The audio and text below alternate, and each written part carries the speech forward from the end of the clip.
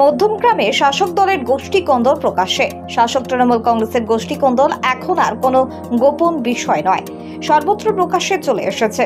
কম বেশি সব জায়গাতেই এক গোষ্ঠী অপর গোষ্ঠীর বিরুদ্ধে তোলাবাজির অভিযোগ আনে। মধ্যমগ্রামের ঘটনাও ঠিক তাই। মধ্যমগ্রাম পৌরসভা 14 নম্বর ওয়ার্ডের পৌর প্রতিনিধির সঙ্গে ওই ওয়ার্ডের অটো ইউনিয়নের সহ সম্পাদক গোষ্ঠী কোন্দল। অটো ইউনিয়নের সহ সম্পাদকে বিশ্বজিৎ অভিযোগ বলেন, ওই ওয়ার্ডের কমিশনার সুশান্ত রায় নিয়মিত অটো চালকদের কাছ থেকে তোলা নিতেন। অভিযোগ, বৃহস্পতিবার সকালে কাউন্সিলরের বাড়ির সামনে দিয়ে অটো নিয়ে যাওয়ার সময় কাউন্সিলর আর গাড়ি আটকে চাবি নিয়ে নেয়, আর তারপরে অন্যান্য অটো চালকরা ছুটে আসলে দুই পক্ষের মধ্যে বচসা বেঁধে যায়। কাউন্সিলরের অভিযোগ, ওই রাস্তা অটো চালানোর যোগ্য নয়, একদম ভাঙা, তাই ওই রাস্তায় অটো চালাতে না করা হয়েছে। কিন্তু অটো চালকরা তা শুনছে না। দুরন্ত গতিতে অটো নিয়ে যাওয়ার জন্য যে কোনো মুহূর্তে বড় দুর্ঘটনা ঘটতে পারে। কাউন্সিলরের অভিযোগ, অটো চালকরা বাইরে লোক এনে তার কলার ধরে টানাটানি করছে। পুলিশ এসে পরিস্থিতি সামাল দেয়। নাগরিক মহল রসিকতা করে বলছেন, তৃণমূল আছে তৃণমূলেই, বিরোধীরাও সুর চড়িয়েছে এর বিরুদ্ধে। অভিযোগ হচ্ছে আমাদের 14 নম্বর ওয়ার্ডের কাউন্সিলর পৌরপিতা, সে দীর্ঘদিন ধরে আমাদের বলে যে আমার দুটো গাড়ি লাগবে, ঠিক আছে। তো সেই সূত্রপাতে আমার সাথে একটু রাগারাগি ছিল। তা আজকে আমি গাড়ি নিয়ে যাচ্ছিলাম একটা স্কুল বাচ্চাকে আনতে। তা তখন আমাকে হঠাৎ করে প্যাসেঞ্জারের সামনে বলছি, তুই এই রাস্তাতে যাচ্ছিস কেন বলেই আমার গাড়ির চাবি কেড়ে নেয় এবং আমাকে মারধর করে, ঠিক আছে। আর এই গাড়ি দিতে পারি না বলে আমাদের নিজেদেরই চলে না, 24টা গাড়ি চলছে, উনি টাকা খেয়ে অনেক গাড়ি ঢুকিয়েছে। সেই গাড়ির প্রতিবাদে আমরা গাড়ি বন্ধ করে রেখেছি, তো ঢোকাতে দিচ্ছি না বলে সেই জন্যই আমাদের উপরে রাগ ছিল। তা আজকে সেই সুযোগে সদ্ব্যবহার করেছে। আমার গাড়ি চালানোকালীন আমাকে কলার ধরে আমাকে টানা হেঁচড়া করে মারধর করেছে, গাড়ির চাবি কেড়ে নিয়েছে। আমরা এই লাইনটা চালু হয় 2009 সালে। 2009 সালে আমি যখন প্রথম কাউন্সিলর হই 2009-এ, এই 9 সালে আমাদের এই মানে তার আগে এখানে একটা ভ্যান স্ট্যান্ড ছিল। সেখানে প্রায় 30-35 খানা 40 খানা ভ্যান চলতো। সেই 40 খানা ভ্যানে এবার এলাকার জনসংখ্যা আস্তে আস্তে বাড়ছে, মানুষের চাহিদার কথা মাথায় রেখে আর কি তখন আমাদের একটা চিন্তাভাবনা করা হলো যে আমরা অটো চালু করা যায় কিনা। তখন আমাদের ঊর্ধ্বতন কর্তা যারা আগেই মানে আইনটিটিউসি ইউনিয়নগুলো যারা দেখতো তাদের সঙ্গে কথা বলে আমরা 2009 সালে আমরা লাইন চালু করি। এখন ওই লাইনে 25 খানা অটো চলে।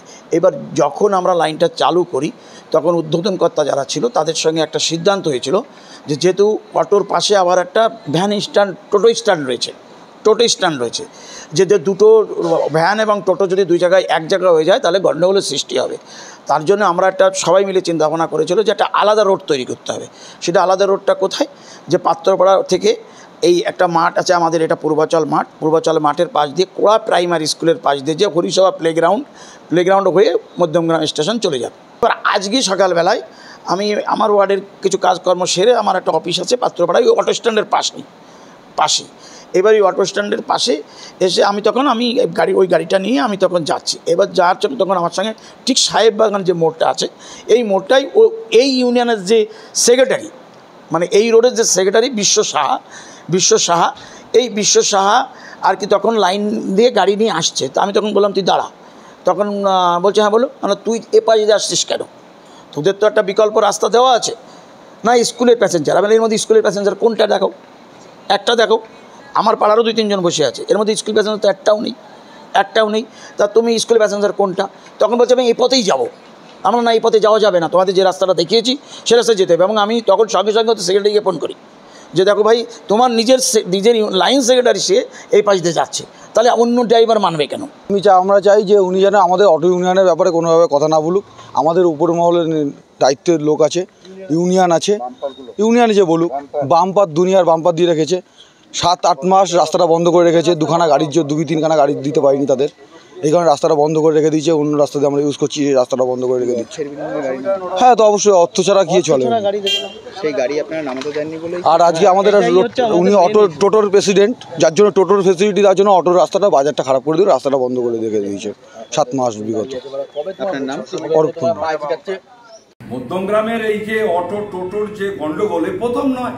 আমরা যদি দেখি কিছুদিন আগে আমাদের বাদু রোডের এই যে টোটো স্ট্যান্ডের যিনি সেক্রেটারি আইএনটিটিউসির, কুমারেশ চক্রবর্তী, তিনিও লক্ষ লক্ষ টাকার বিনিময়ে বেআইনিভাবে নতুন গাড়ি ঢোকাবার চেষ্টা করেছিলেন। শ্রমিকরা বিক্ষুব্ধ হয়ে ওনাকে মারধর করে এখন তাড়িয়ে দিয়েছে। ঠিক একইভাবে আজকে আমরা যদি লক্ষ্য করি, এই যে 14 নম্বর মধ্যমগ্রামের ওয়ার্ড, তার যে পাত্রপাড়ার স্ট্যান্ড, ওখানকার কাউন্সিলর সুশান্ত রায়, সেও টাকার বিনিময়ে এখানে জোর করে নতুন গাড়ি ঢোকাতে চেয়েছিল। আর এই যে আইএনটিটিউসির নেতারা তারা বিরোধিতা করেছে, বিরোধিতা করার ফলে তাদের মারধর করেছে। এইবারে সমস্ত শ্রমিকরা বিক্ষুব্ধ হয়ে এখন কাউন্সিলরকে তাড়া করেছে, এখন উনি গৃহবন্দী হয়ে রয়েছেন। সুতরাং লক্ষ লক্ষ টাকার বিনিময়ে গোটা মধ্যমগ্রাম জুড়ে এইভাবে টোটো আর অটো ঢোকানো হয়।